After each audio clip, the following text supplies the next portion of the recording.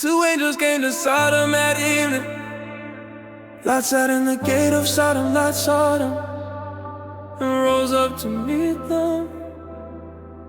He bowed himself with his face to the earth, and he said, "See now, my Lord, please turn aside into your servant's house.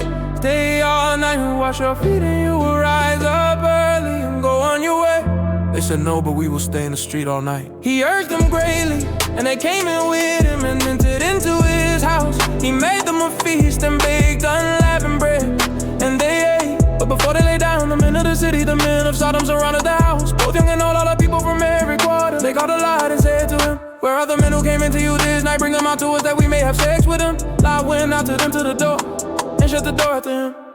He said, "Please, my brothers, don't act so wickedly. See, now I have two virgin daughters. Please let me bring them out to you and do you to them as is good in your eyes. Only don't do anything to these men, because they have come under the shadow of my roof." They said, "Stand back." They said, "This one fellow came into sojourn, and he appoints himself a judge. Now will we deal worse with you than with them?" They pressed hard on the man, even Lot and drew near to break the door.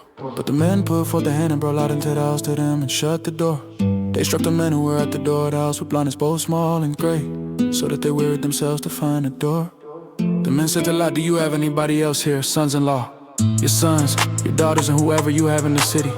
Bring them out of the place, for we will destroy this place, because the cry of them has grown great before Yahweh. Yahweh has sent us to destroy it." Lot went out and spoke to his sons-in-law, who were pledged to marry his daughters, and said, "Get up, get out of this place, for Yahweh will destroy the city." But he seemed to his sons-in-law to be joking. When the morning arose, then the angels heard Lot saying, "Arise, take your wife and your two daughters who are here, lest you be consumed in the iniquity of the city." But he lingered, and the man laid hold on his hand, and on the hand of his wife, and on the hand of his two daughters, Yahweh being merciful to him. And they took him out and set him outside of the city. It came to pass, when they had taken him out, that he said, "Escape for your life, don't look behind you, neither stay anywhere in the plain. Skip to the mountain, lest you be consumed." God said to them, "Oh, not so, my Lord. See, now your servant has found favor in your sight, and you have magnified your loving kindness, which you have shown to me in saving my life. I can't escape to the mountain, lest evil overtake me, and I die. See, now this city is near to flee to, and it is a little one. Oh, let me escape there. Isn't it a little one? And my soul will live." He said to him, "Behold, I have granted your request concerning this thing also, that I will not overthrow the city of which you have spoken. Hurry, escape there, for I can't do anything until you get there." Therefore the name of the city was called Zor. The sun was risen on the earth when Lot came to Zor.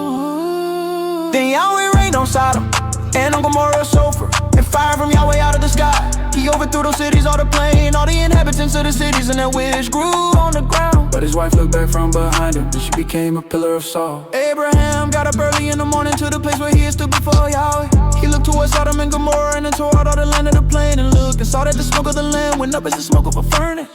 It happened when God destroyed the cities of the plain, that God remembered Abraham and sent Lot out of the midst of the overthrow, and he overthrew the cities in which Lot lived. Lot went up out of Zor and lived in the mountain, and his two daughters with him, for he was afraid to live in Zor. He lived in a cave with his two daughters. The firstborn said to the younger, "Our father is old, and there is not a man in the earth to come into us, after the manner of all the earth. Come, let's make our father drink wine, and we will lie with him, that we may preserve our father's seed." They made their father drink wine that night, and the firstborn went in and lay with her father. He didn't know was to lay down, nor was to lost. "You get a couch on the news king, like the firstborn said to the younger. We hold all it as I with my father. Let us may contain wine that draw to mind, when we will lie with him, that we may preserve our father's seed." They made their father drink wine, a lot of slow the other wrong. Say you in a minute and know what she lay, other which you don't want us. Let's both your lost brothers through the turn light by the falling. The firstborn boy said, and Mink and Noah, the sins of father written all but it's still this day. Yeah, we lost for both, so they called us men to limit. The same is the father of all the children, we find it to this day. Word of God, trap beats, like, subscribe, and hit the bell for weekly chapters. Let's get it.